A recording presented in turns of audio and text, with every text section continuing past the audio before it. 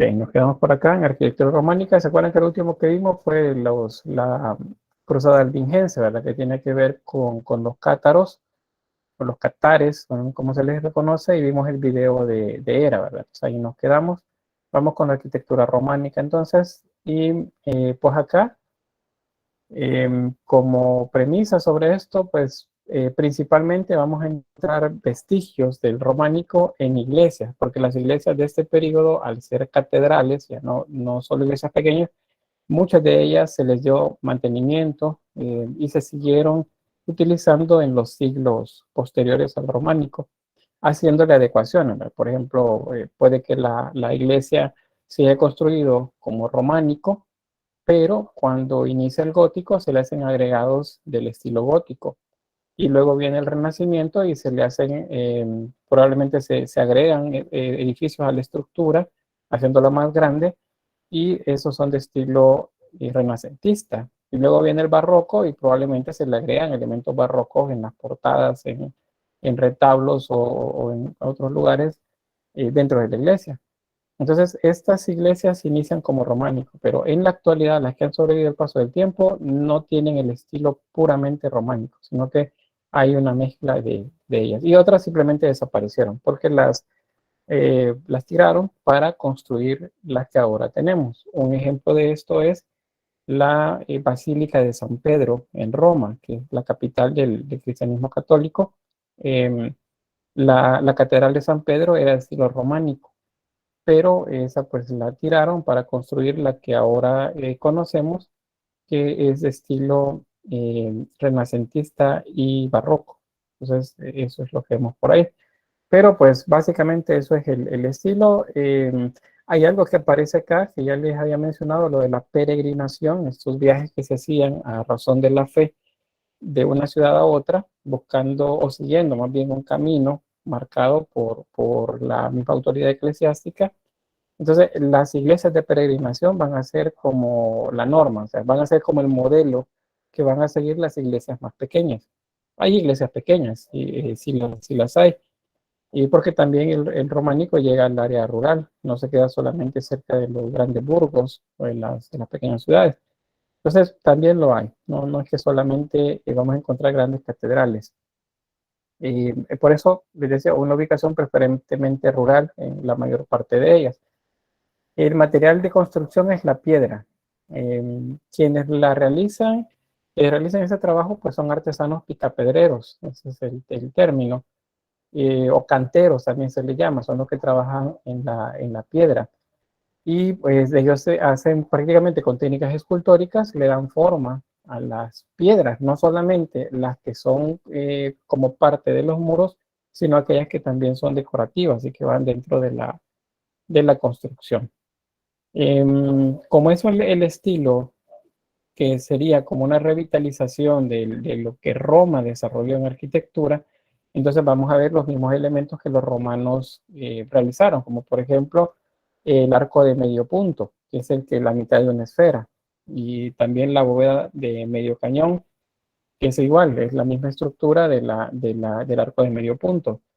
Las bóvedas de arista, que esta ya les voy a mostrar cómo son, se forman de la intersección de dos bóvedas de cañón, los sarcofajones y también el uso de contrafuertes, que ya lo veíamos en las iglesias de Asturias.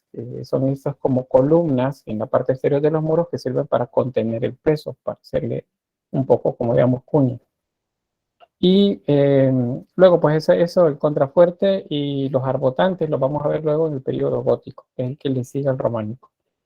El soporte, los pilares en este caso, son cruciformes. Eso significa que si cortáramos esos pilares a la mitad, esa forma de la mitad, el corte transversal, lo que veríamos es la forma de una cruz. Y así pues otras mezclas de ello.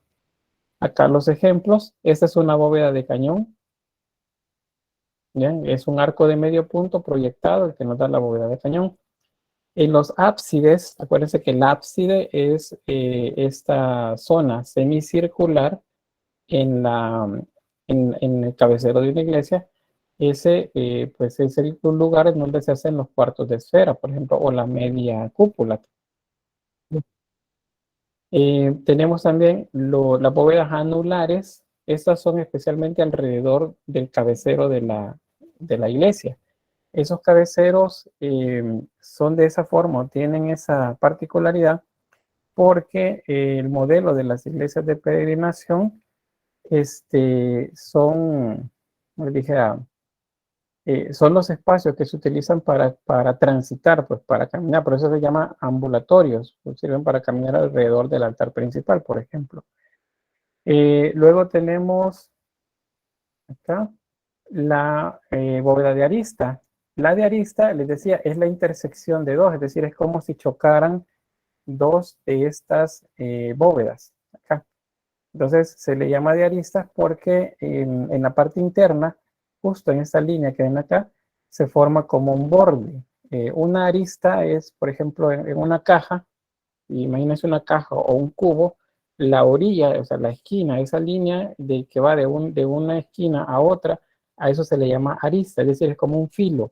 Pues así se ven estas desde la parte interior, sería más o menos como esto. O sea, esta sería la arista de una forma como esta. Ahora, este es un crucero, también se le denomina así porque tiene forma de una cruz y es donde se intersectan normalmente los brazos de la cruz. Es de medio punto, acá, porque es la mitad de una esfera, que sería la norma para los romanos en su momento, pero también en el románico aparece esta otra. Esta se llama de ojiva, tiene la forma de la mitad de una ojiva. ¿Se acuerdan? La ojiva es la forma de la mandorla, la vesica piscis, de la que ya hablábamos también.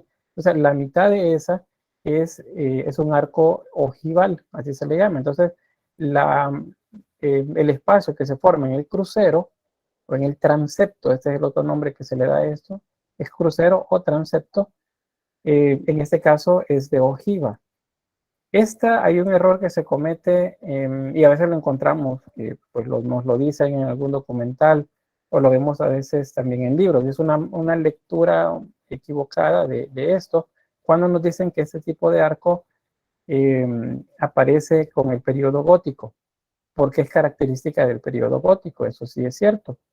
Este arco es gótico o lo utilizan en el gótico, pero el origen es románico.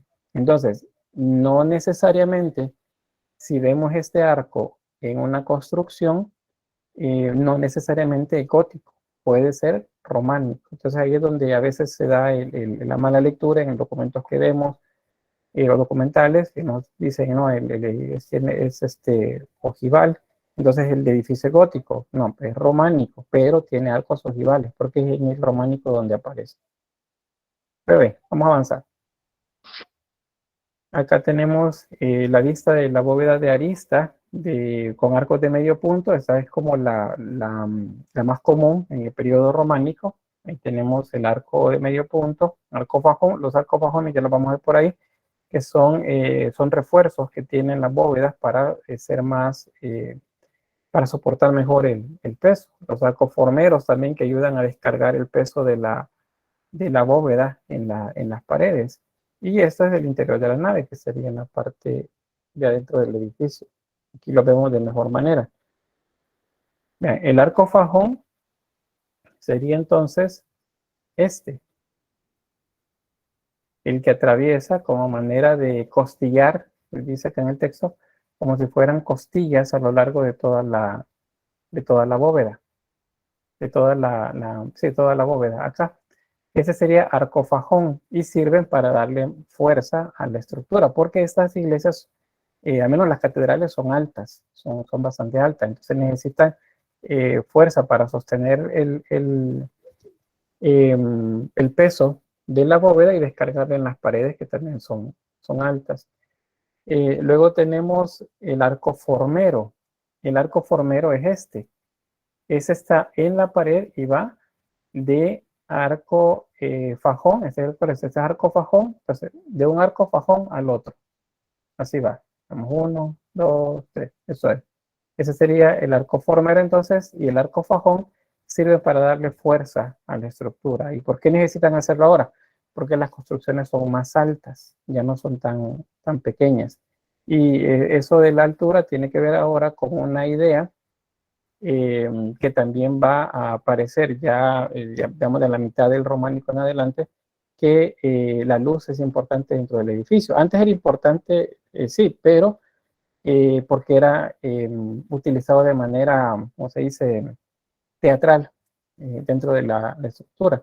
Pero acá también tiene un uso similar, solo que ahora la idea es iluminar el interior. Ya no interesa que esté tan oscuro el interior de las iglesias. Ahora puede estar un poco más abierto y por lo tanto más iluminado dentro de la iglesia. Esta es como la tipología común para el románico, para una iglesia románica. Eso significa que pues, vamos a encontrar en la parte externa de ella, normalmente vamos a encontrar un poco de austeridad, es decir, no tiene tantos decorados, es bastante lisa en cuanto a nivel de decoraciones en la estructura, pero en los tímpanos, que es este espacio de acá, sobre las puertas, en algunas iglesias, bueno, muchas iglesias, vamos a ver el desarrollo de escultura acá, pero el resto de la estructura está limpia, no vamos a ver mucho. A veces los canecillos, que son estos elementos que vemos acá, estos que son como cuñas para soportar el alero del edificio, esos son canecillos, ya vamos a ver un poco sobre esos también, porque son escultóricos, algunos de ellos. Y luego las torres campanario, ya sea una torre o dos torres campanarios, van a ser colocadas en la portada de la iglesia, o sea, al inicio, donde está la entrada principal, la que apunta hacia el poniente, o pueden encontrarse cerca del cabecero, que sería en el lado contrario. Pero lo común es que ya las tenga. Entonces, ¿cómo diferenciar una iglesia de estas románicas de una prerrománica? Pues una característica es que en general, aunque hay ciertas excepciones, pero en general las prerrománicas no tienen torres campanario. Lo que tienen es una lanceta, que es en la pared elevada en la portada, con unas campanas en la parte superior. Entonces, esa es una gran diferencia. ¿Qué encontramos acá? Pues el exterior es reflejo del interior, o sea, lo que vemos dentro lo veríamos también afuera, salvo la zona del cabecero de la iglesia. La mayor parte del edificio tiene las mismas características que el exterior, o sea, nada más vemos la piedra, no vemos mucho trabajo decorativo en la parte interna. La luz sigue siendo para muchas, y más que todo en la primera parte del románico, bastante teatral, así como con muy cuidado el lugar donde debe iluminarse. Entonces son ventanas angostas, pero en la parte interna son abocinadas, o sea, se abren hacia el interior, dando paso a entrar una cantidad mayor de luz. También los ojos de buey, que son estos orificios acá en las portadas y a veces también en las zonas de la cúpula, tienen la misma función, es iluminar el interior. Y aquí, bueno, formas geométricas principalmente, vean, esto es un octágono, la cúpula, tiene forma octogonal. También es bastante observable, pues, que los elementos geométricos, como los arcos, los rectángulos en la parte exterior. Y estos de acá, lo que se alcanza a ver ahí que estoy moviendo el cursor, estos son los contrafuertes. Aquí en la portada también tenemos dos. Estos se llaman contrafuertes. Estos sirven, acuérdense, para sostener el peso, o sea, refuerzan la pared soportando el peso de la misma.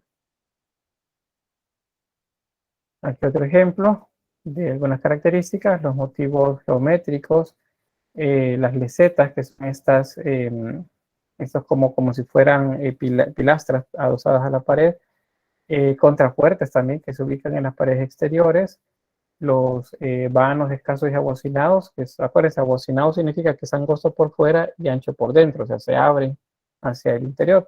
Este es el cabecero de una iglesia, por eso la forma redondeada. Este es el San Clemente de Taúl. Y Bueno, antes de pasar a esto que es muy simbólico, ¿alguna pregunta hasta acá? ¿O algún comentario?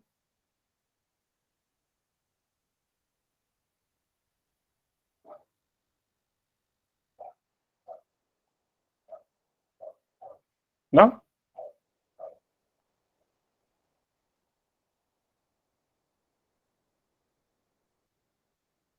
Bien, entonces avanzamos. Esta es la iglesia, el modelo de iglesia de peregrinación que les estaba mostrando la sesión anterior, la de Santiago de Compostela, que es el modelo de las iglesias de peregrinación. Vamos a ver por acá. Alison dice, toda esa arquitectura se parece mucho en esos periodos. Sí, es bastante similar. La, la prerrománica se parece más entre ellas. Hay ciertos elementos que son los que la, hacen, la diferencian. Pero ya se nota un poco más la diferencia cuando hablamos de románico. Primero, cambian los tamaños de muchas de ellas, se vuelven catedrales grandes, pero la utilización de torres campanarios es una manera de diferenciarlas. Si no tiene torres campanarios, habría que buscar su origen en el prerrománico, que está por ahí. Bien, entonces esto les quería mostrar. Esta es la planta arquitectónica de la Catedral de Santiago de Compostela, que es la más importante del periodo románico y por lo tanto es como muy grande. Entonces, está hecha de manera simbólica. Acuérdense que el cabecero apunta hacia el oriente, el, la portada principal está en dirección hacia el poniente y significaría entonces que el lado norte sería este, lo que vemos al lado izquierdo, y el lado derecho sería el sur. Entonces cada uno tiene su simbología. Por ejemplo, la fachada norte nos habla del frío y lo oculto. Y la fachada sur nos habla de los aspectos cálidos y optimistas. La fachada occidental, que sería la de la portada de la iglesia, o sea, la fachada, como comúnmente le decimos, solo que hay que acostumbrarse a decirle portada, no fachada. La de la portada, pues nos habla acerca del ocaso, del atardecer y el nacimiento de la luz por acá. Eso como primer símbolo dentro de esta iglesia. Ahora, dentro del modelo de estas iglesias había una como manera de separación entre la población.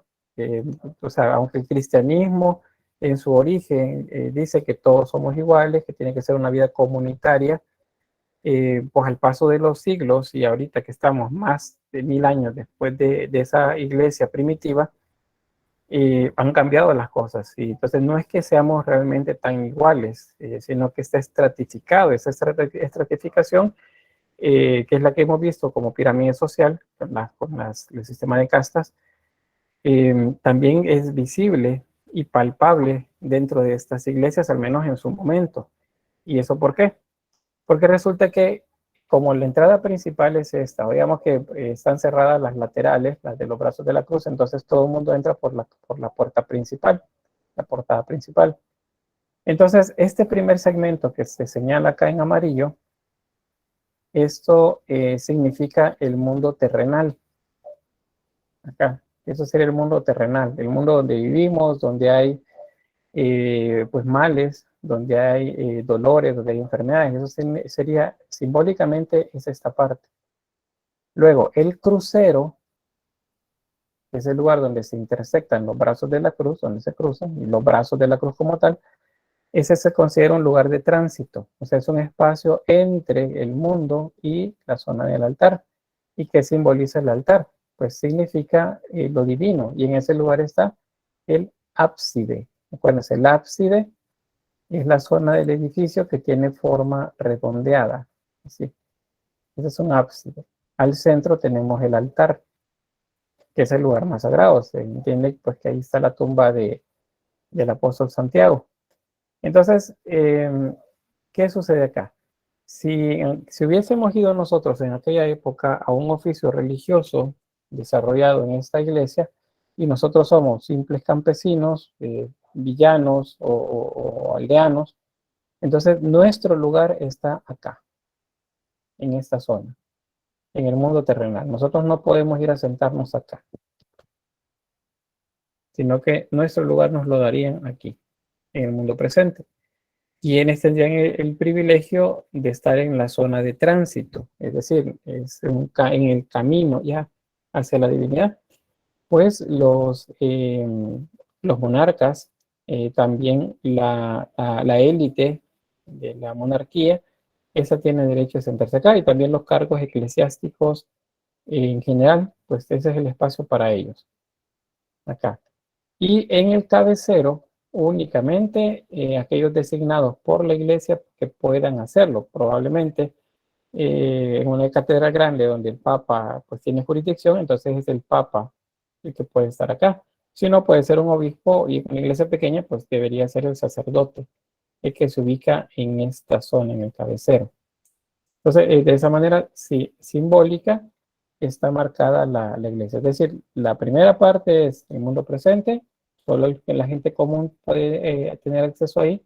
El transepto o la intercepción entre los brazos, ese segmento del edificio de la iglesia, es el tránsito, y por lo tanto la monarquía puede estar ahí, o altos cargos de la iglesia.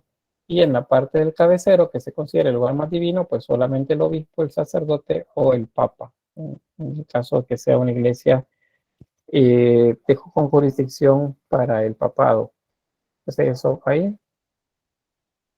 Acá otros datos sobre la misma estructura de la iglesia. Eh, Tenemos las torres, que son estos espacios oscuros que vemos por acá.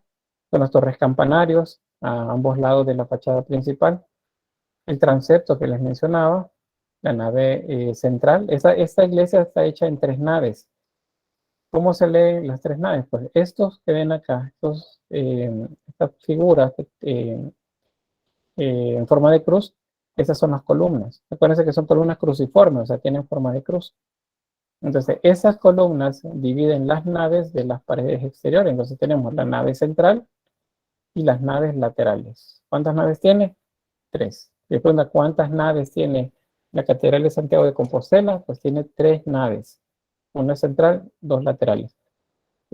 Para el periodo gótico eso se va a ampliar porque las iglesias se vuelven más grandes, las catedrales se vuelven mucho más grandes. Entonces, puede pasar de tener tres a cinco eh, naves diferentes la estructura. O sea, una central y dos laterales a cada lado de la nave central. Y se forman los cinco. Siempre acuérdense que eso se llama ambulatorio. Sirve para que la gente camine. Si ustedes son peregrinos, pues deberían entrar por la portada principal o la que se les indique según lo que andan buscando, y luego pasar alrededor del cabecero, caminar y salir. Si han ido, me parece que hay algo similar en cuanto al rito, que es una iglesia de peregrinación, por cierto, muy cerca de acá en nuestro territorio, es Esquipulas. En Esquipulas está el Cristo Negro en la zona del altar, y la gente puede caminar alrededor. Entonces, ese espacio donde caminan se llama ambulatorio. Sirve para eso, para caminar alrededor. Y en ese caso, esa iglesia de peregrinación, eh, el elemento principal, el que más se cuida, el que se considera un tesoro, pues es la imagen del Cristo Negro. Entonces, así como el Cristo Negro estaba bueno, está acá, en estas iglesias también tenían pues esos tesoros, que sería la tumba de Santiago, eh, por ejemplo, un trozo de la Santa Cruz, como se dice, podría ser el manto de la Virgen, podría ser el cráneo de un santo, un par de huesos de un santo también, y se colocaban dentro de lo que se llaman relicarios, o sea, ese espacio que sirve para colocar reliquias adentro. Eso es lo interesante de estas iglesias. ¿Se entiende esto? Sí, que hay una simbología dentro del espacio, del entorno, así como apunta hacia el horizonte, el horizonte que sería del amanecer, el cabecero, pues así hay otros aspectos también simbólicos dentro de ella. Ah, son dos elementos. Bien, Verónica dice, disculpe, pero en el diferido, los que estamos por el celular no nos ha dado algo para entrar. Otra vez el problema es. Fíjense que se supone que no debería de solicitarles nada si está bien hecho. Si gustan, dejémoslo así. Y al final, vamos a ver de qué otra manera se resuelve entonces con los que están con celular por esta vez, y le doy espacio para que vean de qué manera resuelven más adelante. Si gustan, lo dejan ahí, no se preocupen, igual no pierden nota ni nada, sino que lo vamos a hacer mañana, para que no tengan problema, y pues yo les voy a habilitar otro espacio ahí, al menos para salir de esta primera evaluación, lo voy a habilitar sin necesidad del Save Exam Browser para que entren en directo. Pero sería hasta el día de mañana, porque ahorita no lo puedo configurar. Así que pues sería mañana. Ahí le comentan a los otros compañeros, están ahí en comunicación sobre eso. Bien, avanzamos acá. Esto es una estructura que tienen las portadas o la fachada de las iglesias románicas. No todas son iguales. Hay unas que tienen una cantidad mucho mayor de decoraciones en estas portadas, y otras simplemente es sobria, o sea, solo tiene elementos arquitectónicos nada más alrededor, no tiene elementos decorativos. Pero hay algunas en las que el esfuerzo por parte de los artesanos de este momento es bastante grande. Entonces hay mucha decoración en cada una de las partes. Entonces, ¿qué toca hacer con esas portadas de las iglesias románicas? Pues aprenderse los elementos que componen cada una de ellas. Entonces, acá, por ejemplo, esta es la puerta. Entonces, si la puerta tiene un pilar en el centro, ese pilar en el centro se llama mainel o parte luz. Comúnmente se le dice parte luz. Ese es el nombre de esta columna que va en el centro de la puerta. En los laterales de la puerta, a la par de la puerta, hay como unos elementos que se van sucediendo de manera ordenada hacia afuera. Esos que serían, visualmente se verían como unas gradas, digamos, en los laterales hacia la parte externa. Sería como en niveles. El nivel más profundo sería este, luego un nivel más hacia afuera, otro hacia afuera. En otros casos son columnas, o sea, son semiféricas estos elementos acá. Y a eso se le llama jambas. Se dice en derrame porque van de manera sucesiva hacia afuera. Pero si solo me dicen jambas, está bien. Estas son las jambas. Entonces, parte luz, la columna que divide las puertas, y jambas, esos elementos decorativos externos, laterales a la puerta. En la parte superior vamos a distinguir tres elementos. Esto que ven acá sería como bueno, en unos casos es un trozo de madera cuando esto es cerrado, no tiene nada más ahí. Pero puede ser también de piedra. A eso se le llama dintel. Les digo, el dintel de la puerta, entonces es un trozo de madera o de piedra que está sobre la puerta. Es lo que está inmediatamente sobre la puerta. Ese es un dintel. Y luego esto en forma de semiesfera, que ven acá, el elemento grande, no lo que está al centro, sino todo el elemento grande acá, a esto se le llama tímpano. La mandorla es este elemento ovoide que está en el centro. Normalmente los tímpanos tienen una mandorla. Eso también les explicaba, ahí pues revisan el material y también en la clase cuando les hablaba acerca de la vesica piscis, la vejiga de pez, y también la idea del volver a nacer, que es parte de las ideas pues, que se mueven dentro del románico. Entonces, dintel es esta parte de acá. El tímpano es todo el elemento semicircular sobre la puerta. Y la mandorla es el centro ovoide del tímpano. Normalmente hay una escultura ahí, ya vamos a ver por qué. Y luego, estas sucesiones que vemos acá de arcos que se van abriendo hacia el exterior, o sea, los más internos son más pequeños, los más externos son más grandes, a eso se le llama archivoltas o arquivoltas. Pueden encontrarlo como arquivoltas, pero también lo pueden encontrar como archivoltas. La pronunciación es la misma, arquivoltas. Ese es el otro nombre. Entonces, esos son los elementos que hay que aprenderse. El parte luz, las jambas, el dintel, el tímpano, la mandorla y las arquivoltas. Estos son elementos que hay que aprenderse dentro de la estructura. Bien, Rodrigo dice, absolutamente todo tenía que ver con el cristianismo, correcto. Sí. Aunque encontremos algunas imágenes de elementos profanos, o sea, elementos que no corresponden a la idea de la religión, están dentro del contexto religioso y los estaban utilizando para moralizar, por ejemplo, que sería una enseñanza de índole moral hacia la feligresía. Entonces, está siempre alrededor de la idea del cristianismo. Y acá pues, volvemos a cuál es la razón de esto.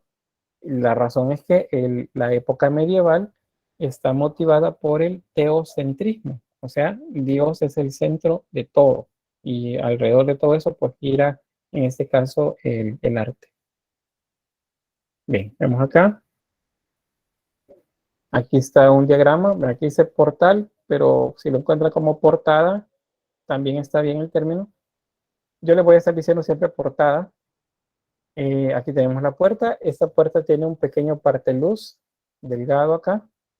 Luego tenemos la jamba pedestal, en este caso la jamba está dividida en jamba columna y en jamba pedestal, pero básicamente este segmento a ambos lados de la puerta se llaman jambas, ese es el término general. Los arcos alrededor del tímpano se llaman archivoltas o arquivoltas. Este es el tímpano. Y a veces, bueno, la mayor parte de veces tiene dentro un grupo escultórico en relieve, acá, que nos habla acerca pues, de las temáticas propias del románico, o sea, la venida de Cristo, el error al año 1000, el juicio final, esos son los temas principalmente utilizados acá. Aquí les muestro una imagen, esta sería una portada románica, vean que es diferente aún al modelo que les he mostrado. Esta es lo que no tiene dintel. Esta puerta no tiene dintel, pero sí tiene tímpano. Este es el tímpano, este segmento. Las arquivoltas en la parte superior, las jambas en los laterales. Ahí. Básicamente es la misma estructura. Ahora bien, es la misma estructura. La forma decorativa o moralista de ella, esa sí va a cambiar. O sea, la estructura la mantiene, pero los elementos, especialmente en el dintel, van a ser diferentes. No hay uno solo para esto. Bien, en Italia tenemos un ejemplo del románico bien interesante, que seguramente lo conoce todo el mundo, pero antes de llegar a él, solo mencionarles que como en Italia pues están más frescas y más cercanas las investigaciones, no, los registros más bien de arquitectura romana, entonces ellos retoman muchos más elementos de los que el resto de Europa. Por ejemplo, la textura externa de los edificios deja de ser tosca porque es únicamente piedra y ubican en ese lugar losas de mármol. Entonces, los colores blancos, grises, son más comunes en el románico italiano, no en el resto de Europa. En el románico francés, en el románico español, pues son diferentes, pero en el italiano es así, utilizan mucho el blanco y el mármol. Eso también porque a nivel decorativo, pues se tienen más presentes los decorados romanos. Entonces de ahí se toma eso. Vamos a ver. Este es el conjunto escultórico que les mencionaba y seguramente ya lo habrán visto. ¿Cómo se llama?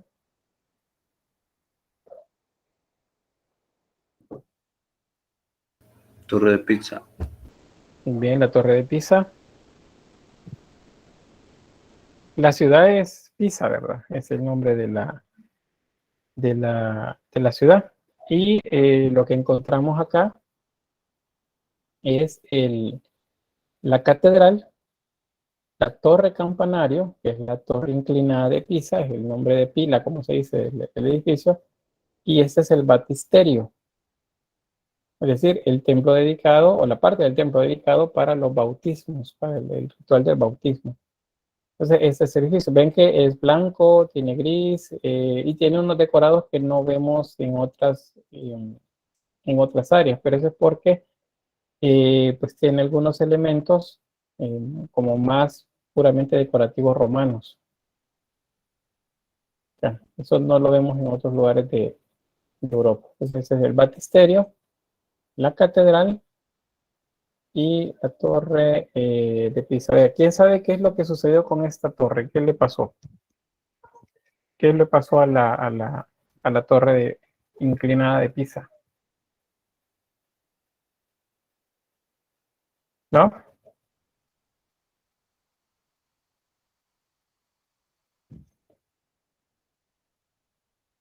No, no le cayó eso.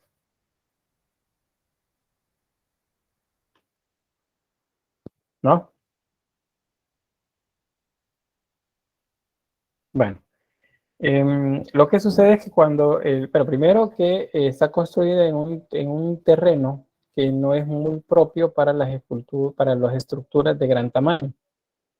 Entonces, una vez fue construido el edificio, como tenía 3 niveles, pues esos 3 niveles se soportaban bastante bien, pero deciden agregarle, hacerla más alta todavía. Entonces se sigue construyendo y cuando está ya el nivel que tiene, que son 6, que sean más, entre 6 y 7 niveles de altura, resulta que se comenzó a ladear, o sea, se comenzó a desplomar. Desplomar es que pierde el plomo. Si ustedes han visto a los albañiles trabajar, ellos andan una pesa, una forma que parece trompo, que es plomo, y colocan un cordel, lo levantan y hacen que se quede quieto ese elemento de plomo en la parte de abajo, y entonces esa línea deberá estar a 90 grados, o sea, no tiene ninguna inclinación. A eso se le llama plomo. Cuando una pared pierde el plomo, entonces decimos, es que se desplomó. Normalmente desplomar en el caliche popular significa que se cayó, ¿verdad? Y se destrozó todo, se desplomó, o sea, se cayó. Pero el desplomo o desplome tiene que ver con las inclinaciones. Un edificio inclinado es un edificio que ha perdido el plomo, o sea, está desplomado. Eso es lo que sucede con el edificio. Eso lo siguió haciendo a razón de un par de centímetros cada año, o sea, se seguía hundiendo de un lado. Pero al final hicieron ahí un par de artificios, usando tecnología a nivel arquitectónico, para hacer que retrocediera un par de metros la inclinación. Entonces, acá, digamos, está menos inclinada de lo que estaba hace un par de décadas, porque no tiene, es menos, hace menos de 20, bueno, entre 20 quizás y 30 por ahí quizás bien para ser eh, más certeros con el dato, es el tiempo en el que se le hizo la corrección, pero no se corrigió al 100%, aunque se tuviera la tecnología. Y eso es por qué. Pues resulta que la torre es un atractivo turístico en la ciudad de Pisa. Entonces no lo van a corregir. Eso es lo que llama la atención. Bien, veo aquí en el correo. Marón dice, su construcción se inició en agosto de 1173. No se construyó torcida, sino que por culpa de los insuficientes 3 metros de profundidad de sus cimientos, el suelo comenzó a ceder pronto. Esa es la razón, justamente, que pues no se preparó bien el terreno ni los cimientos de la estructura. Pero no, se hizo una corrección, creo que de 2 metros, se corrigió la inclinación, pero se dejó así. Eso es el atractivo turístico del lugar. Así que pues ya sabemos ahí algo de la Torre de Pisa. Acá está una perspectiva de todo el conjunto arquitectónico.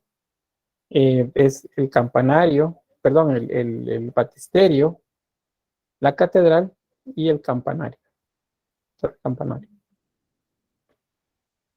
Normalmente las techumbres o las bóvedas, en el caso de las techumbres se utiliza teja de barro, y en el caso de las bóvedas se recubren con una capa de ladrillo cosido a manera de darle la forma de un, eh, como de un techo. Pero más allá de lo del techo, lo que encontramos es que estéticamente se ve agradable, es el tono blanco, gris de la estructura mezclado con el naranja, o al menos el color del barro cocido. Entonces eso vuelve estética. No lo vamos a encontrar en otro país de Europa. Eso es como característica propia del románico en Italia. La zona de las Germanias, pues se acoplan a las necesidades que ellos tienen. El tipo de clima de esos lugares en invierno es muy frío y por lo tanto, pues se tiende a acumular en el techo de los edificios la nieve. Entonces, la mejor manera para que eso no suceda es haciéndolos como muy inclinados. Así pues el edificio no se va a, ¿cómo se llama? A colapsar por el peso de la nieve. Esa es la razón de los techos. Lo segundo, las torres campanario en general van a estar cerca del cabecero, el ábside del cabecero. Acá, esa es. Ahí tenemos dos ejemplos, la catedral de Worms y la de Spira. Bien, ahí las mismas imágenes. Y bueno, las estructuras mantienen el tipo basilical romano, eso sí. Está la influencia el arte romano en el arte de esa época fue bastante grande, pues de ahí que se acuña el término románico. Bien, ¿preguntas?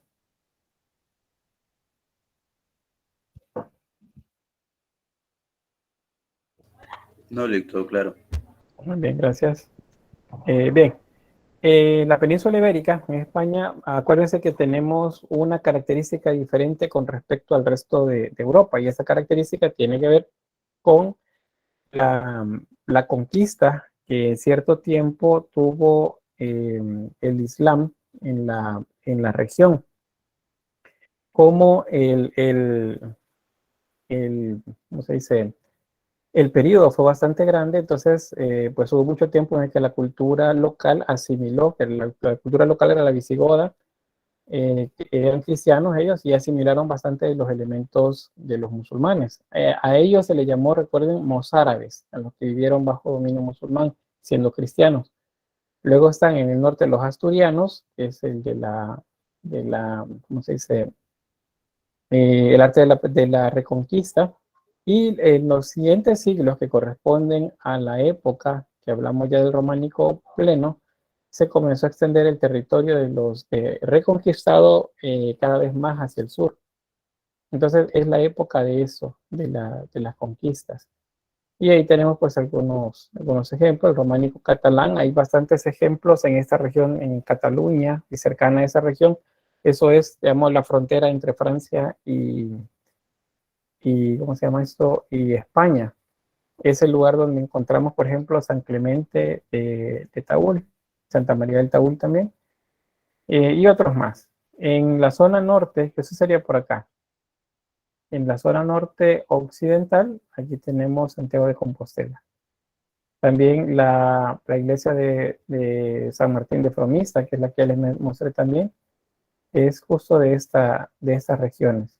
Son catedrales un tanto, no tan pequeñas, pero siguen siendo iglesias regularmente pequeñas, pero digamos, no es que sean tan grandes como otras. Luego, ahí va a quedarles material pues, para que lo revisen despacio. Estas dos son bien interesantes, fíjense. Lástima que no se puede ver tanto. Voy a compartirles por acá el recurso para que veamos un momento esto, que es bien interesante ver estas iglesias, la de San Clemente y Santa María del Taúl. Solo permítanme comentar esto.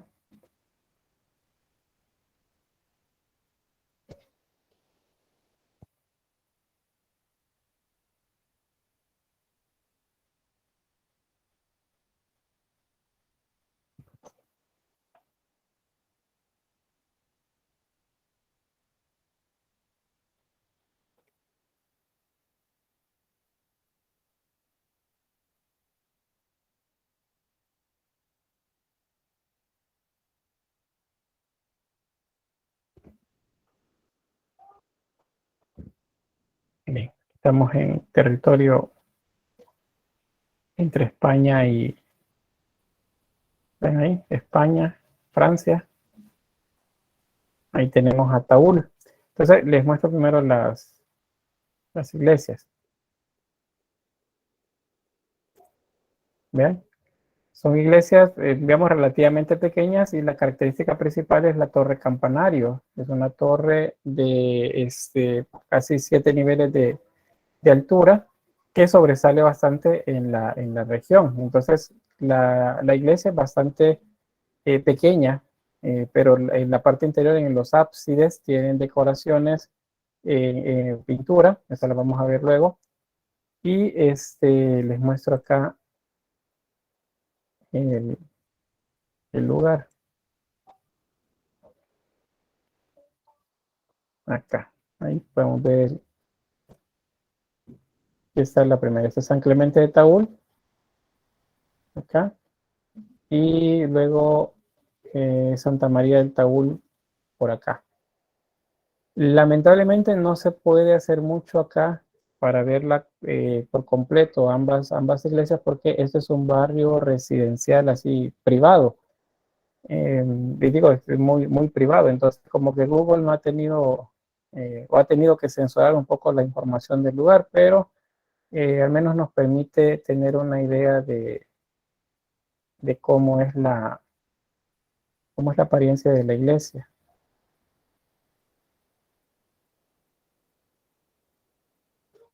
Bien, está acá. Este es el cabecero. O sea, si estuviéramos viendo por dentro, adentro de este ábside está el altar. Y ahí podemos ver las ventanas son bastante delgadas en la parte externa, pero por dentro son abocinadas, de manera que iluminen bastante esta zona. Ven ahí la torre campanario.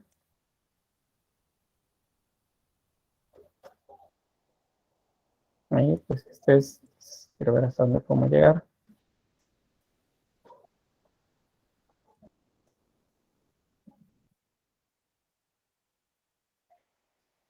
Vamos a llegar al otro lado.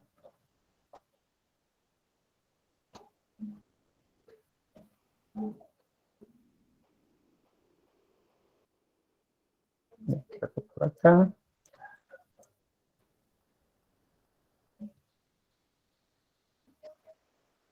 Está. Esta es la portada. Vean que es bien sobria. No tiene mucha decoración. Bastante plana.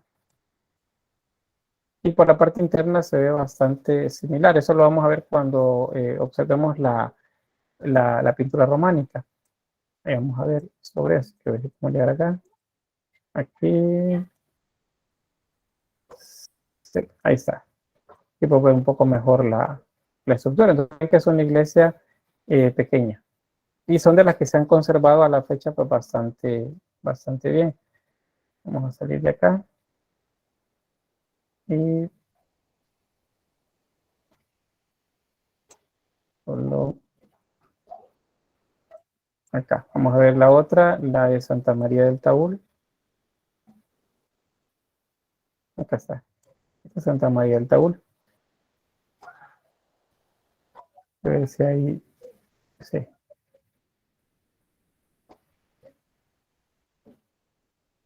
Bien, esta es la portada, solo que está bastante cerca. Pero ven, es muy sobria. Una puerta, o sea, es una portada sin muchos elementos decorativos. No tiene parte de luz, sino que solamente la puerta. Este es el dintel y el tímpano es de madera en la parte de arriba. Este es el tímpano. Por eso la media luna es el tímpano. La tabla abajo de eso es el dintel. Y acá un arco de medio punto. Luego lo demás, vean, pura piedra nada más. No hay más decoración en este caso. Como si logro salir. Ajá.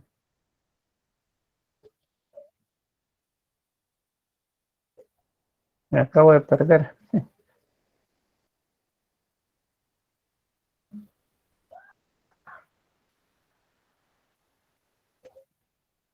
Vamos a regresar a esta vista.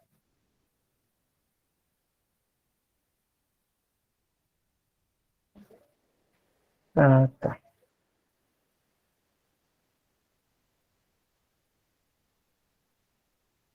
Vamos a ver el cabecero.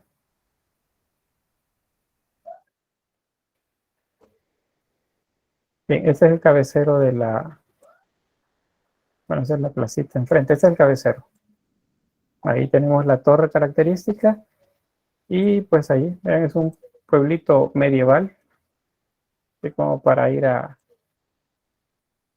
descansar. Esa es la plaza alrededor de del cabecero. Y ahí tenemos la iglesia. Bueno, son iglesias pequeñas si lo comparamos con el tamaño de las casas del alrededor. Son iglesias pequeñas, pero son digamos, de esas joyas románicas que todavía, pues, ver. Entonces, salimos de acá y vamos otra vez a esto. Acá. Ahí estamos con las dos. Entonces, Santa María del Taúl y San Clemente del Taúl. Esas dos son iglesias románicas. Estas es imposible confundirlas con cualquier otra iglesia. Es casi que imposible. La de San Martín, que ya les mostré como un modelo para las iglesias, porque tiene torre, tiene planta basilical, tiene un crucero en su construcción, o sea, la forma de la iglesia es la forma de una cruz, y eso es la iglesia vista desde dentro. Ahí se pueden ver, el cabecero tiene más ventanas, y eso ilumina por completo la zona del altar. Aquí pues hay lámparas, hay faroles eléctricos, y eso contamina un tanto visualmente la imagen. Si eso estuviera apagado, veríamos la luz únicamente ahí en el altar. Eso es una manera como dentro de la liturgia y de la idea de que dentro de estos espacios se desarrollaban eventos místicos, entonces ahí se colocaba eso. Entonces se entraba a la iglesia y el altar estaba iluminado. Es una manera de decir que ahí está la presencia de Dios. Por eso es que la gente no podía llegar hasta el altar. Ahí tenemos, ven el altar muy iluminado. Actualmente es diferente, ¿verdad? La apertura en el caso del cristianismo es católico, es diferente, pero hace pues unos 800 años esto era como muy cerrado. La gente común podía llegar nada más a la parte del anterior al transepto, o sea, el pie de la cruz. La zona del crucero no podía acercarse las personas, y mucho menos a la zona del altar. Bien, ¿preguntas? ¿Algún aporte?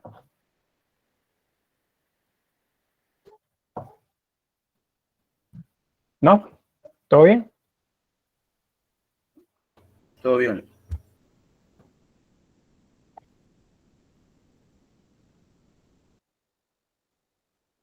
Bien. Vamos a avanzar entonces por acá. Ahí terminamos con la arquitectura. Y pasamos a la escultura.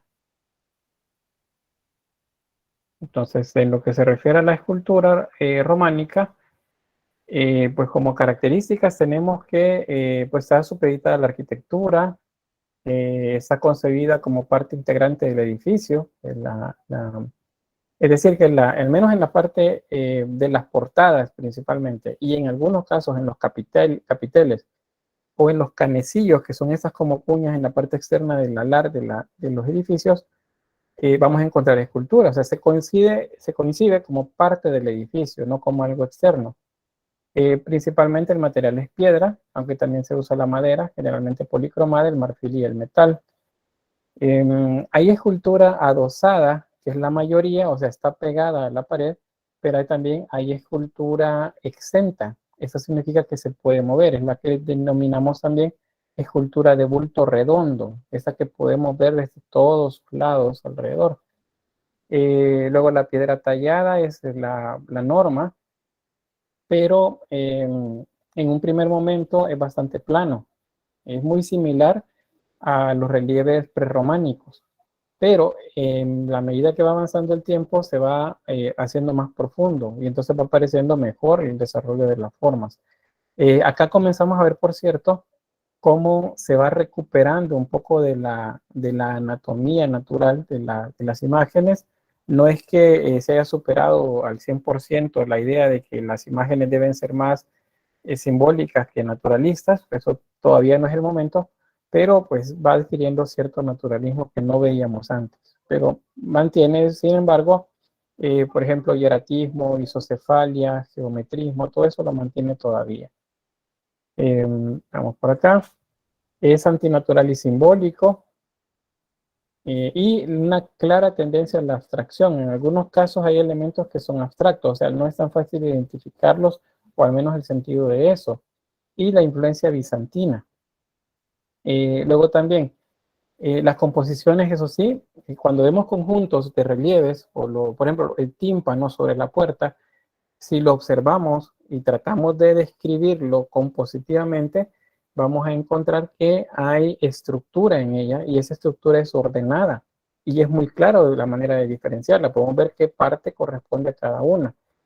Hay un dato, eso apúntenlo, este término que está entre comillas se llama horror al vacío. El horror al vacío se dice también, se lo voy a colocar aquí en el chat.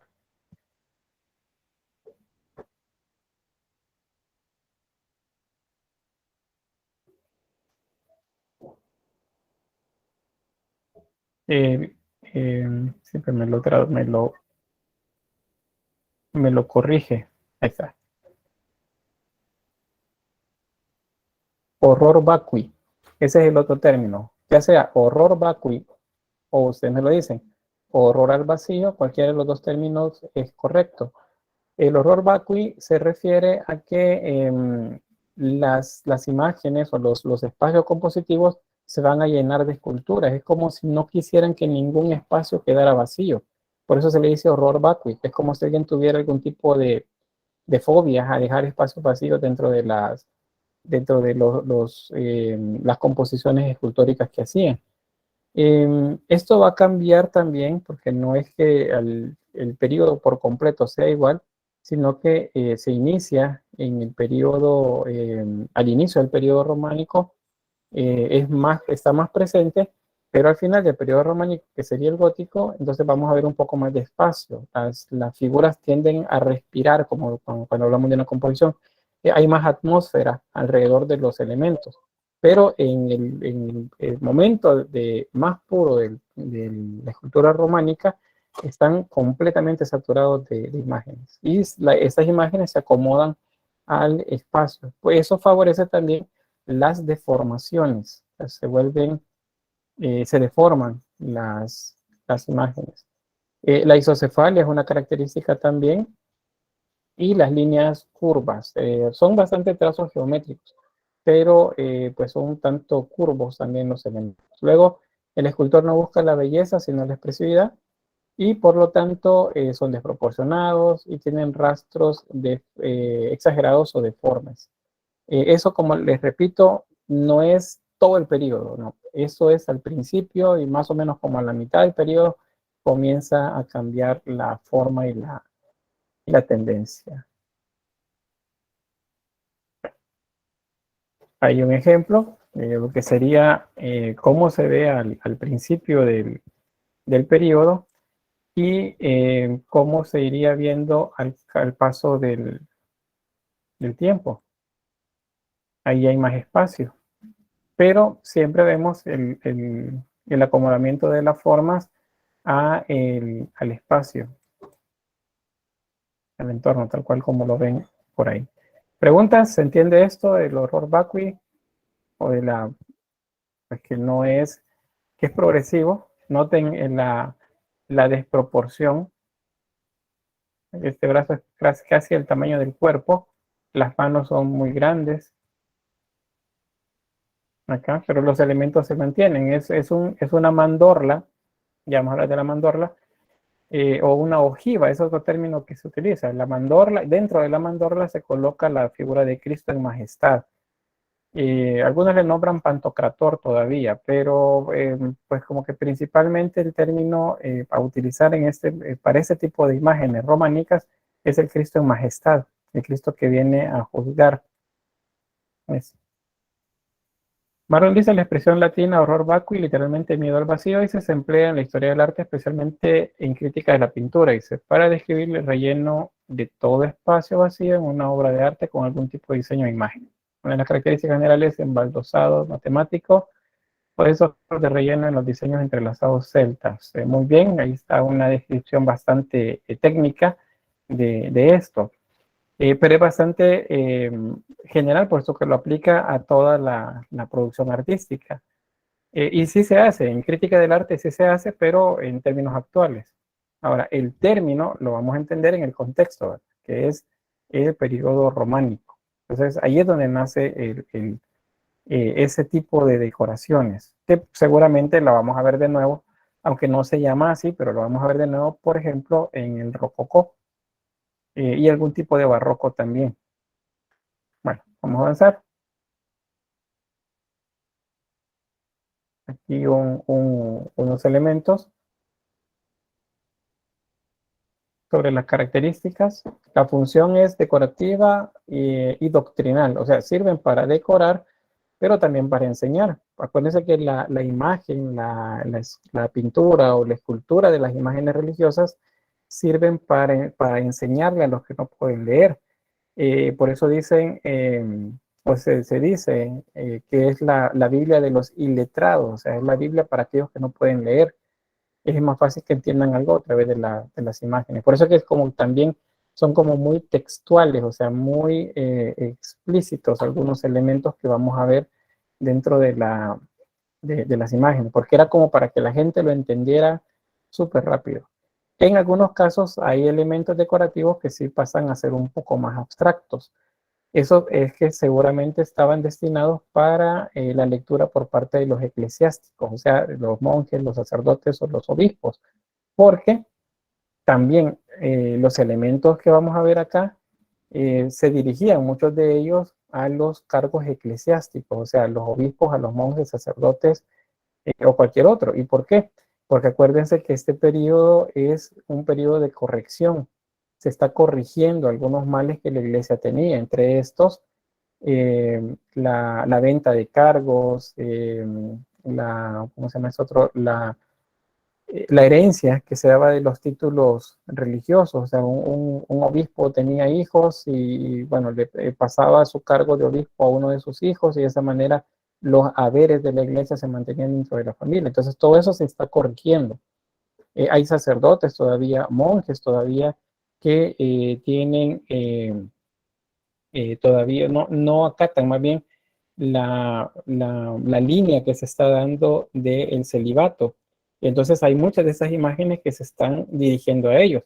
¿Cómo sé yo que esas imágenes se dirigen a ellos y no al pueblo? Pues porque están en el cabecero de la iglesia. Y acuérdense que el cabecero de la iglesia era solamente para que llegaran ahí, para que se pararan ahí los monjes, los sacerdotes, los obispos o el papa en las iglesias que eran de su jurisdicción. Eso significa entonces que esas imágenes, si las vemos en el cabecero, no eran para el pueblo. En cambio, si las vemos en la zona externa de la iglesia o si las vemos en la portada, o sea, el lugar donde la gente entraba, era para que la gente común la viera. Entonces, ahí también notamos para quién era dirigida esa parte doctrinal de la escultura. Luego las temáticas, pues la Biblia en general, Antiguo y Nuevo Testamento, la vida de los santos, aparecen retratadas en algunos casos parte de sus agiografías. Agiografía es un término que vamos a ver más adelante, pero se lo escribo por acá. Eh, las agiografías son la, son las, eh, son las historias de vida de los santos, pero con un poco de poesía y, ¿por qué no decirlo?, de exageración adentro de ella.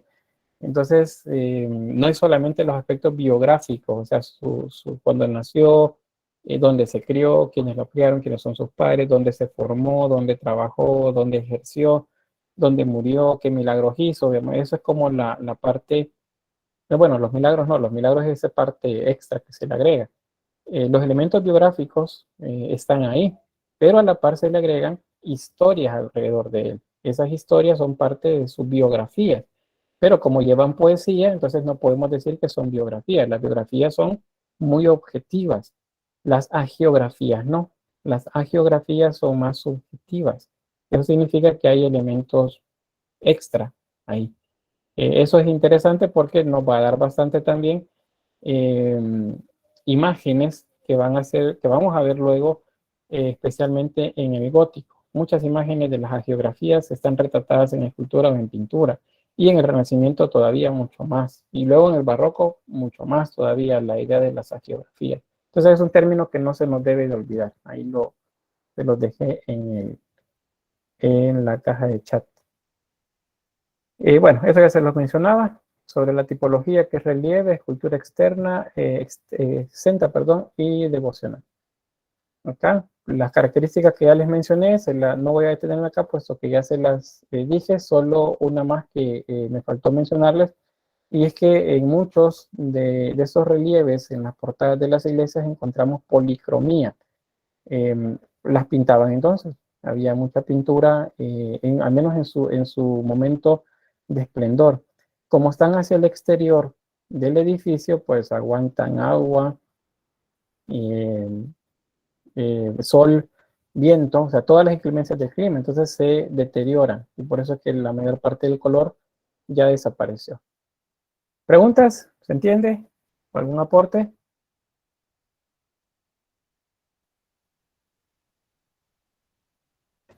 Todo claro. Bien, avanzamos entonces. Bien, esto les va a quedar por ahí para que lo vean despacio. Son elementos decorativos, las archivoltas, ya les mencioné, el tímpano, el dintel, el parteluz, las jambas, acá. Luego algunos de los nombres de algunos de estos elementos decorativos, ahí van a estar los arcos ciegos, los dientes de sierra, las almenillas, los ajedrezados, los entrelazados, los baquetones de zigzag, las puntas de diamante, los billetes, los besantes, o sea, todos son elementos decorativos que vamos a encontrar en los remates de las paredes. Porque pues hay decoración, aunque nos parezca que la mayor parte de los edificios son muy sobrios, hay decoraciones también que se agregan.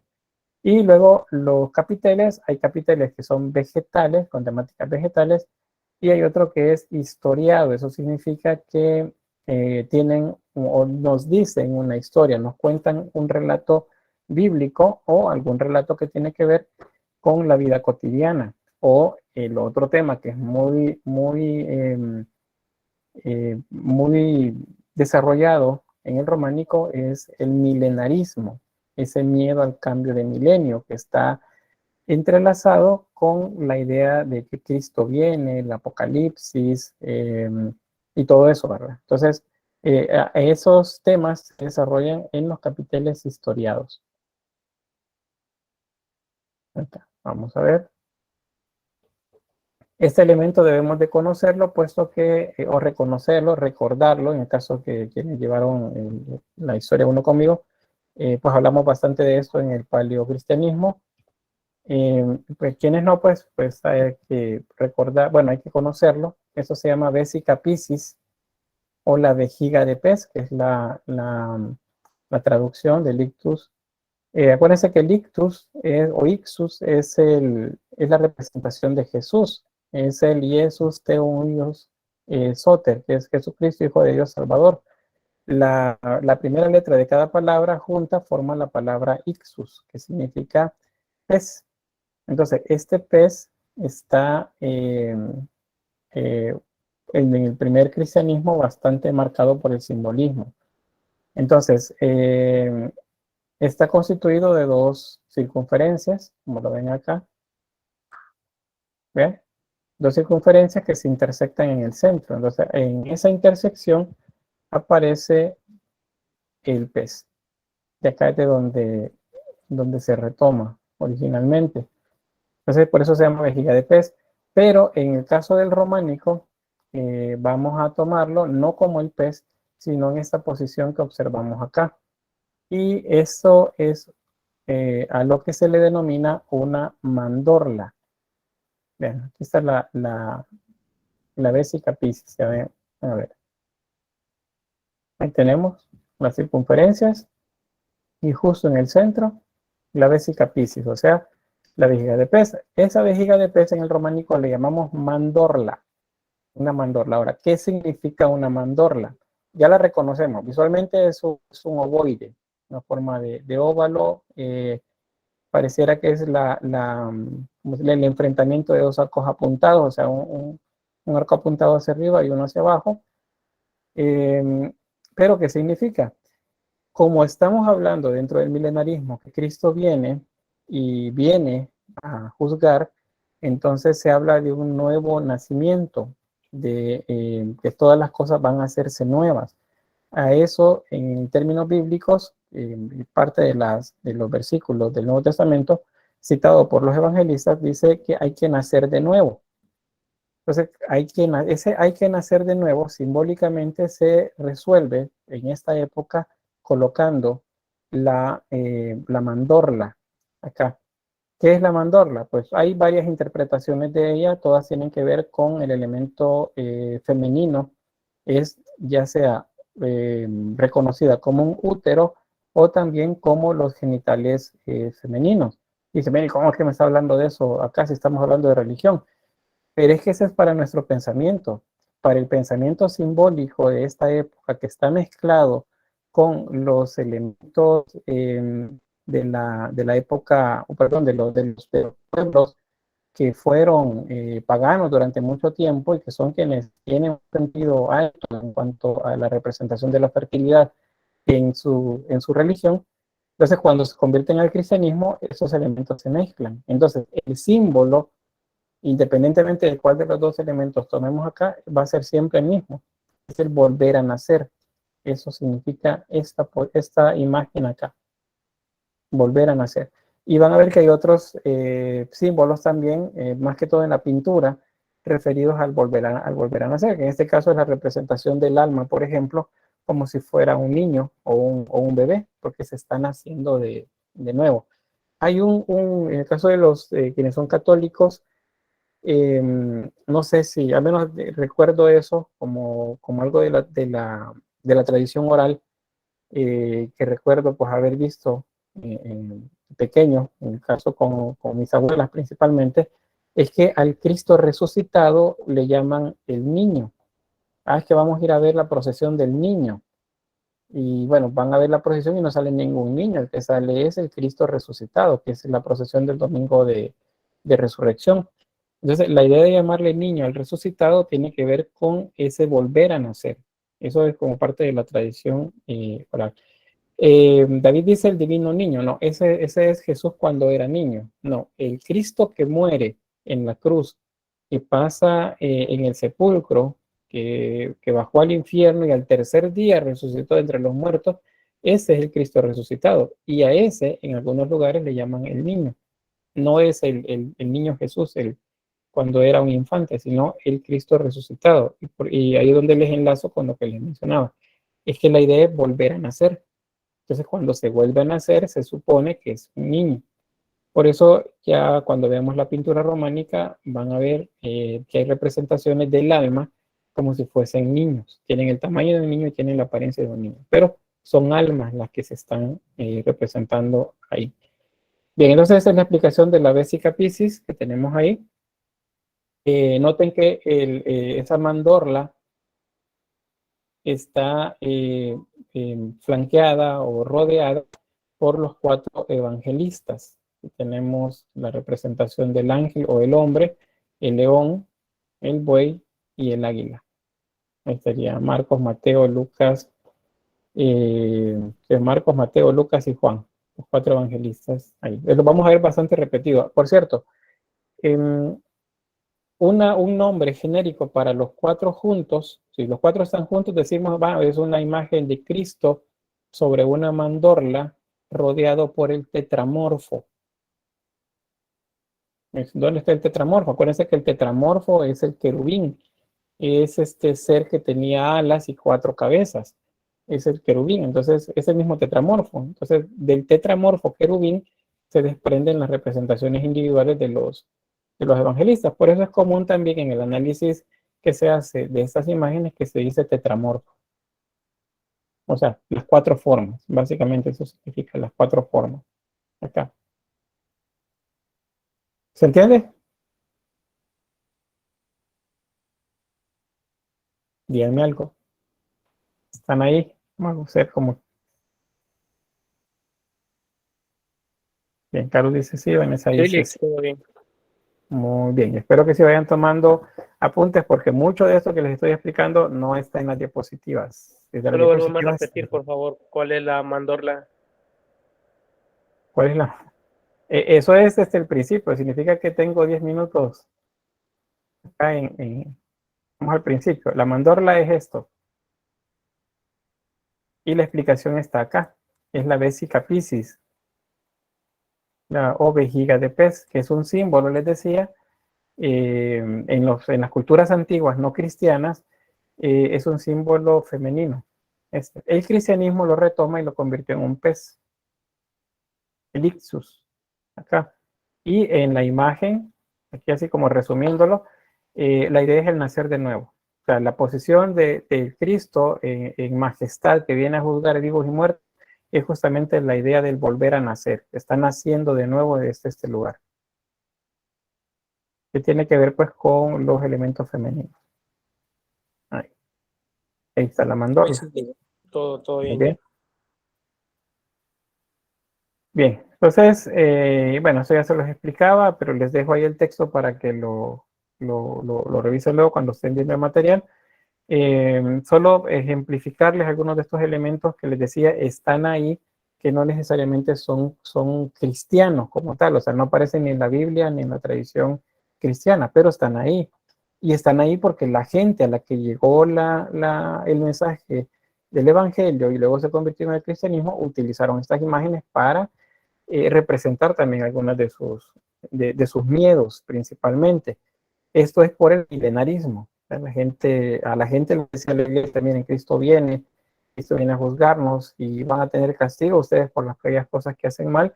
Entonces, ¿pero quién nos va a castigar? Entonces se le comenzó a dar forma a esos seres que iban a dar el castigo. Y entonces vamos a encontrar monstruos, arpías, por ejemplo, dragones, todos elementos sacados de los pueblos bárbaros o de la mitología grecolatina. La serpiente, por cierto, la serpiente que para todos los pueblos antiguos es un símbolo de fertilidad porque es agua, igual que el dragón para los pueblos orientales, es agua, no es fuego necesariamente, sino que es agua y es un símbolo benefactor.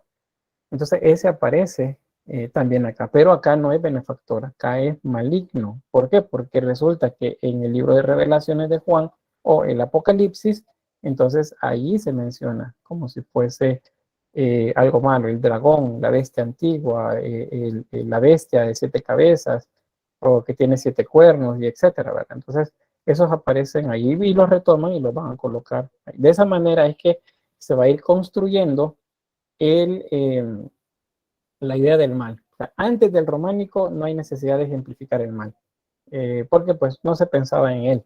Pero cuando la iglesia tiene necesidad de decirle a la gente para ordenarla, para que se controlarla, que pues iba a venir un fin del mundo, que pues todos iban ¿qué se dice? A ser pesados, a pasar por un juicio.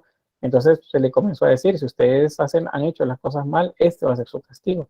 Y ahí es donde comienzan a aparecer las imágenes. Entonces, los capiteles vamos a encontrar mucha información de esto.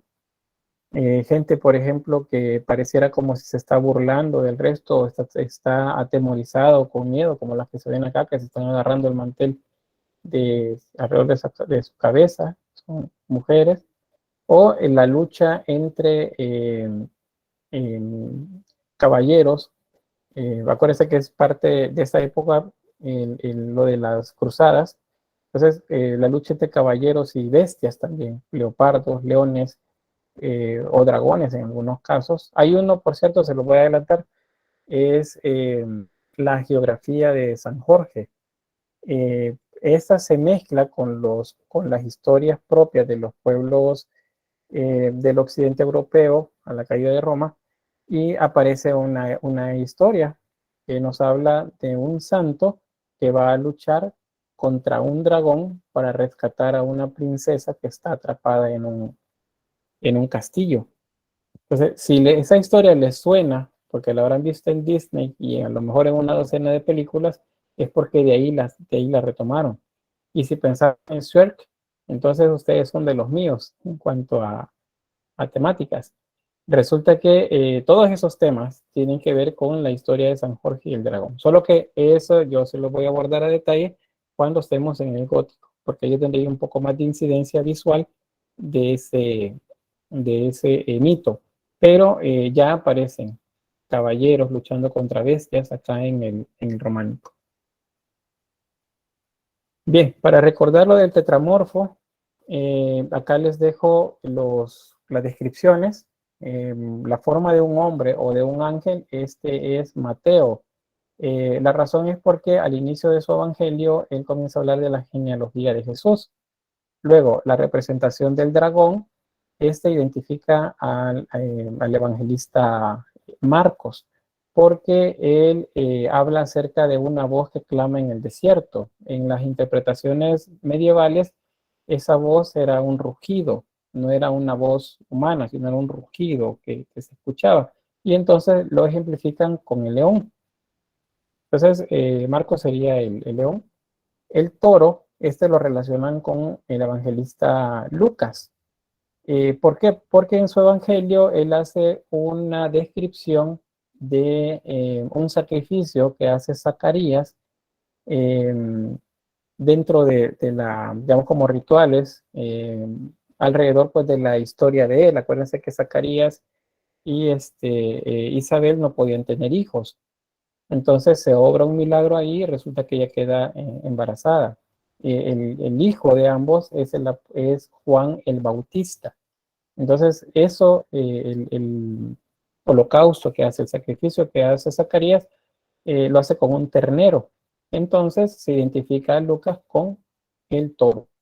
Y en el caso del águila es un símbolo de Juan, del apóstol Juan, porque el evangelio de Juan es diferente a los otros tres. Lucas, Mateo y Marcos se les dicen los evangelios sinópticos, porque cuentan lo mismo de diferente manera. Pero en el caso de Juan cuenta elementos que ya leímos en los otros evangelistas, pero también historias que no aparecen en los anteriores. Y aparte, él es el autor de las revelaciones, o sea, esta serie de visiones y sueños que tuvo para identificar todo el relato que luego encontramos en el Apocalipsis. Entonces se considera que él subió más alto, es decir, se acercó más a Dios y a su Hijo Jesús. Entonces por eso se le identifica con el águila. Ahí está la explicación y ahí van a tener entonces, para que no se les olvide. Acuérdense que las cuatro formas, esos cuatro seres, se desprenden querubín. El querubín está descrito en el Antiguo Testamento. Es el que describe Ezequiel y habla acerca de un ser que tiene cuatro rostros. Entonces, ese ser es el que se desglosa acá. Por eso podemos decirnos, para hablar de los cuatro evangelistas alrededor de la figura de Jesús, decimos Jesús rodeado del tetramorfo. Se entiende que estamos hablando de los cuatro evangelistas. Bien, ¿preguntas? Quedó claro. Ahí está. Cristo rodeado del tetramorfo, o sea, rodeado de los cuatro evangelistas. Ya. Vamos a encontrar en esto un poco de antinaturalismo, fíjense, porque la idea, por ejemplo, de este ser es un león con alas de águila o de halcón. Es un buey con alas de halcón o de águila. Vamos a encontrar también en otros casos que es la figura de una persona, es un ser humano con cabeza de buey, con cabeza de león, con cabeza de águila. Y en el caso del restante es un ángel el que aparece. Entonces, ya, de manera que los cuatro tengan alas. Y vean que también como parte de sus símbolos aparece o un libro o un pergamino. Esos son símbolos del Evangelio. Bien, acá otro ejemplo. Ahí tenemos un Cristo en una mandorla y ahí tenemos a los 4 evangelistas o el tetramorfo. Ahí está. Otra imagen más. Ahí está el tetramorfo. No se alcanza a ver, es un poco más confuso. Acuérdense que el horror vacui o el miedo al vacío, vean cómo están llenas de esculturas todos los espacios.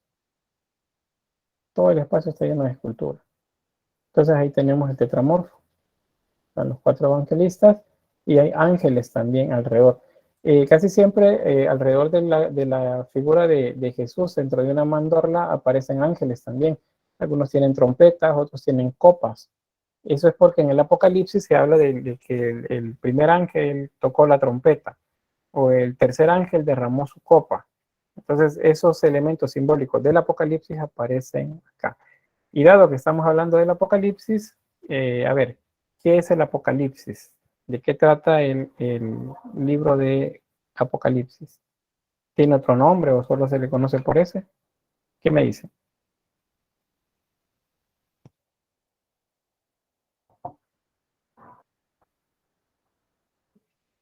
¿Sí?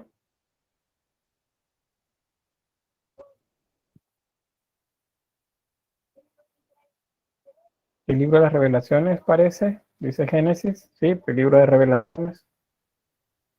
¿De qué trata? María Gabriela dice el libro de las revelaciones. Sí, es justamente ese, revelaciones. Eh, ¿Lo que es el Apocalipsis? ¿Por qué le tenemos miedo al Apocalipsis? Juan va a una isla, dice como exiliado, correcto. Génesis dice de cómo va a ser el fin del mundo. Es un relato justo eh, de eso. Trata de los sellos, dice el fin del mundo, el juicio, correcto. Habla de un proceso de tribulación para la humanidad, de una lucha también entre el bien y el mal. Y luego de eso, como dice María Gabriela, el juicio final, y que tiene que ver con la venida de Cristo. Y eso ya lo abordamos con el milenarismo, ¿verdad? Se supone que 1000 años después iba a regresar. Eso es el milenarismo y todos los miedos del terror al año 1000. Que ya sabemos que ya pasamos un segundo milenarismo. Bueno, estamos en un segundo milenarismo porque 22 años después de haber cambiado de siglo y de milenio, seguimos todavía con el mismo tema. Entonces, no ha sido superado. Aquí van a ver cómo se supera, porque la iglesia queda un poco debilitada luego de este periodo. Hay una crisis religiosa, dado que no se cumplieron las expectativas de la feligresía a partir de lo que la iglesia les decía. Entonces, todo eso que relataban en el Apocalipsis, que ustedes pues bien mencionan por acá y que seguramente han leído, no sucedió. Entonces la gente entra en una crisis de fe. Bueno, me están diciendo que va a suceder, resulta que no pasa nada. Es como esto, por cierto, muchos de ellos influencers, artistas, algunos dicen que son adivinos, otros interpretan las profecías de Michel de Nostradamus y, y hablan acerca del fin del mundo y le ponen fecha. Y dicen tal fecha va a ser y luego pasa ese día y dicen, no, lo que pasa es que se tardó un poco, pero va a ser dentro de 2 semanas. Y pasan 2 semanas y dicen, no, pero lo que pasa es que hicimos una mala interpretación, es el próximo año. La idea es mantener vigente la idea. Entonces, algo así, algo así pasaba por acá. Entonces, en ese sentido, las ideas pues, del Apocalipsis están presentes y es efectivamente lo que me dicen ustedes ahí. Una idea de un juicio de tribulación para la humanidad, de sopesar los aspectos buenos y malos, quiénes son los buenos, quiénes son los malos, y luego una renovación para toda la humanidad, ya con Cristo presente entre nosotros. Por eso vean acá otra imagen. Ahí tenemos el Cristo en majestad. En este caso no está dentro de una mandorla, pero alrededor de él ahí vemos 4 ángeles que están tocando trompetas. Son los ángeles del Apocalipsis. No recuerdo si habla de 4, 7 o 5 o 9. ¿Cuántos ángeles del Apocalipsis menciona? Bueno, también acá dentro de lo que me comenta, Milena decía la venida de Cristo, Rodrigo, es como un juicio, es una renovación para la raza humana. Correcto. Pues si pueden ir a repasarlo, a leer un poco sobre Apocalipsis, no estaría mal, como para entender el contexto de la creación de estas imágenes, de algunos ejemplos que vamos a ver por ahí. No es obligatorio, pero es como para que entendamos cuál es el contexto. Bien, esta imagen me sirve para explicarles o para ejemplificarles más bien lo que ya les expliqué sobre el horror vacui o el horror al vacío. Vean, aquí hay más espacio, aquí hay menos espacio. Entonces la imagen se va haciendo más pequeña en la medida que se acerca a esta esquina. Y en ese lugar, ahí como a manera de cuña, se coloca la imagen de un ser grotesco. Eh, Acá igual, en el otro extremo, se van haciendo más pequeños. Y el último, el que queda en la esquina, es tincado, de manera que quepa en el espacio. Acá hay más espacio, entonces todos son iguales, todos tienen la misma altura, vean. Igual abajo, todos tienen la misma altura. Ahora, ¿qué significa este? Es justamente el juicio final. O sea, Cristo está como juez en este punto. Abajo de él están los apóstoles y en la zona central, predominando esta parte de la composición, está la Virgen María. Acuérdense que ella, según los relatos del Nuevo Testamento, pues se mantuvo con los apóstoles durante cierto tiempo. Y si leen los evangelios apócrifos, van a ver por ahí algunos relatos relativos a los apóstoles y también a María, especialmente en lo que respecta al tránsito, que es el momento en que María deja el plano terrenal. Entonces, ¿qué está sucediendo aquí? Este es un juicio y pues cuando dicen síganme los buenos o los buenos a la derecha y los malos a la izquierda, pues eso es lo que vemos acá en esta sección. Esa es la derecha de Jesús. Entonces, a su derecha están los que van a ser salvados y a su izquierda están los que van a ser condenados. Y es bastante explícito, bastante textual, como decimos, eh, quiénes son los castigados. Vean, los que van a ser salvados tienen ropa. Acá tienen una apariencia un tanto más serena, pero los que van a ser condenados están desnudos y tienen una apariencia un tanto diferente. Bueno, siempre hay isocefalia, pero ya no se ven como tan serenos. Y acá hay ¿qué sería? Una bestia que es donde están concentrados un montón de cabezas que están mordiendo a otras cabezas. Esto es parte de esos castigos que se esperaba que la gente tuviera. Un dato para no confundirnos. No hay todavía una idea de infierno acá. El infierno, así como seguramente se los habrán enseñado a ustedes, que hay fuego, que está el diablo, que le dan tormento a las personas que están ahí, pues, así al menos con fuego, no existe todavía. Pero sí la idea que es un lugar, es un espacio en el que unos seres malévolos que trabajan junto con el ángel caído, le da tormento a la gente. Los muerden, los cortan, los punzan con algo, les cortan la cabeza, los cuelgan, eh, los raptan y les dan pues una serie de tormentos bastante amplia.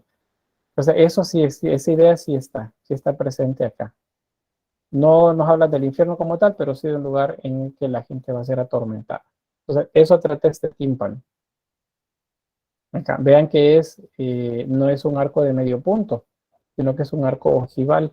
Y la iglesia es románica y el tímpano es románico. Entonces, de ahí que les decía hace rato, el arco ojival no nos dice si la iglesia es gótica, solamente nos está diciendo pues que puede ser aún románico. Bien, este es otro aspecto bien interesante, fíjense, creo que es lo último que abordaríamos en la clase de hoy, y es el de los canecillos.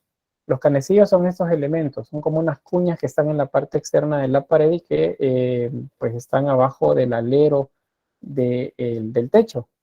Es este de acá, estos son canecillos, esos que vemos ahí. Entonces, los canecillos van a tener una apariencia en muchas de las iglesias, especialmente de la zona de España y de Francia, muy particulares. Nos van a remitir a monstruos, como lo vemos acá, a animales fantásticos, en algunos casos animales que nos recuerdan serpientes, dragones, asnos, también monos, perros también, esos están presentes acá. O sea, son canecillos decorados. y otros en los que, como la imagen del lado izquierdo, va a mostrar a una persona siendo devorada. A este monstruo grotesco le está mordiendo la cabeza. Hay símbolos acá que pues la lectura hay que aprenderla. Si a una persona le están mordiendo la cabeza o le están cortando la cabeza en el contexto de la iconografía románica, de escultura, por ejemplo, significa que se le está castigando sus pensamientos o sus palabras, lo que decía o lo que pensaba. Muchos de esos castigos están relacionados con pensamientos lujuriosos, por ejemplo, que es uno de los que más se repiten en las representaciones de pecados, porque ese es el término que se le da. De hecho, acá en el románico es donde se establece un listado de faltas graves. Se reducen luego o se remiten luego a 7 faltas principales, que son los que llamamos los 7 pecados capitales. Estos no tienen perdón. Entonces, esos se representan acá.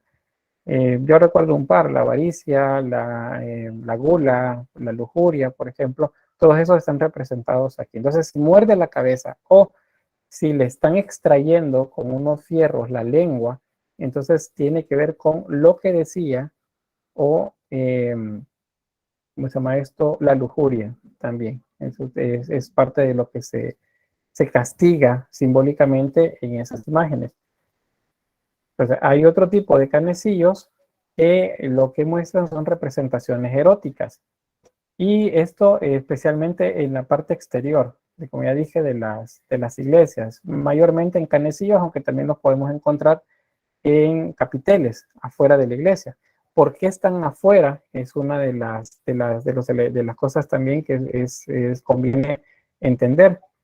La parte externa de la iglesia es una representación, en la cosmovisión de este momento, es una representación del mundo presente, o sea, el mundo acá donde vivimos. Y este mundo en el que vivimos hay pecado, hay faltas, hay errores que se cometen. Entonces, esa es la parte externa de la iglesia. Cuando ustedes entran a la iglesia, van a ver que adentro no hay. Y por el contrario, en el cabecero, donde está la luz concentrada, vamos a ver pinturas al fresco que nos muestran a Cristo en majestad, a María entronizada, a ángeles, a apóstoles también. O sea, quien veía la iglesia por afuera veía estos seres grotescos o estas actitudes fuera de lo común, pecaminosa, digamos. Pero cuando entraba a la iglesia, el ambiente era diferente. Entonces, así debe entenderse esa como cosmovisión para la lectura de las iglesias. ¿Alguien quiere decir algo? Gracias. ¿No? Bueno, que no me chequen por ahí los micrófonos. Bien. Sigo oyendo por ahí un micrófono abierto. Karen, Andrea.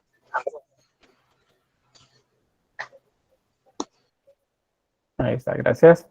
Bien, entonces, pues eso es lo representado acá. Ahora bien, ¿qué explicación podemos dar a las representaciones eróticas afuera de las iglesias? Y fíjense que los especialistas no se terminan de poner de acuerdo, pero hay dos versiones. Les voy a mostrar más canecillos para que vean de qué trata. Muchos de estos canecillos no necesariamente muestran personas en el acto coital, sino que los muestran con su sexo a la vista. En este caso, una mujer y acá un hombre a la par. Vean que están como golpeados, tienen fractura, es decir, no están completos. Este sí está más completo y es una mujer que está mostrando también sus genitales. Entonces, acá la opinión o la explicación se divide en dos vertientes. Una es que en medio de las tribulaciones de la época, producto de las pestes y la disminución de la población, le urgía tanto a los señores feudales, a los monarcas y a la iglesia que la gente se reprodujese, o sea, que tuvieran más hijos. Y entonces se les indicaba qué es lo que tenían que hacer. Esa es una explicación que hay. La otra explicación a esto mismo es que la, el exceso, digamos, de esto que les acabo de mencionar, producía caer en uno de los pecados capitales, que es el de la lujuria. Y entonces estas imágenes estaban ahí para que la gente reconociese en ellas el problema que tenía, que es el pecado de la lujuria, y se exorcizara de ellos. ¿De qué manera se exorcizaban? Pues tomando piedras o palos y lanzándoselos a los canecillos. Es una manera de decir, no, yo no estoy de acuerdo con eso, y tiran piedras. En la actualidad, por ejemplo, vamos en una protesta y encontramos la foto de alguien en el gobierno a quien no queremos, entonces lo que vamos a hacer es, ¿qué sería?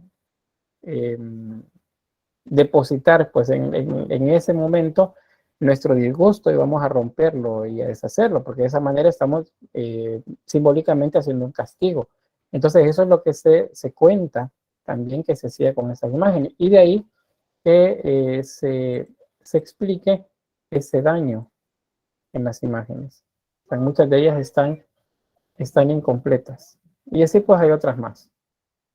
Bien, hay imágenes de órganos sexuales y pues otros teniendo relaciones. Eso es lo que hay en los canecillos. Entonces son las dos explicaciones que hay.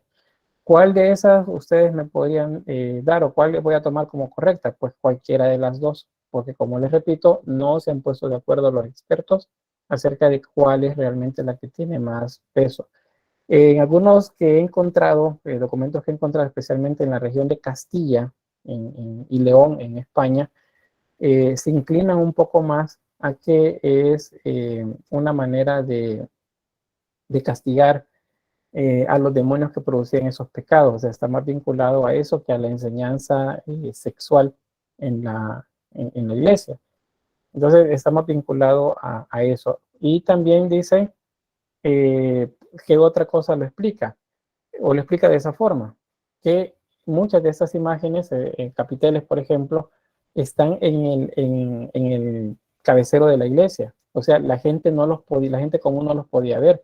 Quienes lo podían ver eran los sacerdotes. Entonces es una manera de recordarle aquellas cosas pecaminosas de las que debería corregirse. Eso es lo que nos dice por ahí. Entonces, esas son las dos explicaciones. Les repito, cualquiera de las dos es correcta a la hora de que tengan que hacer algún tipo de análisis en una pregunta del examen. ¿Algún comentario o pregunta?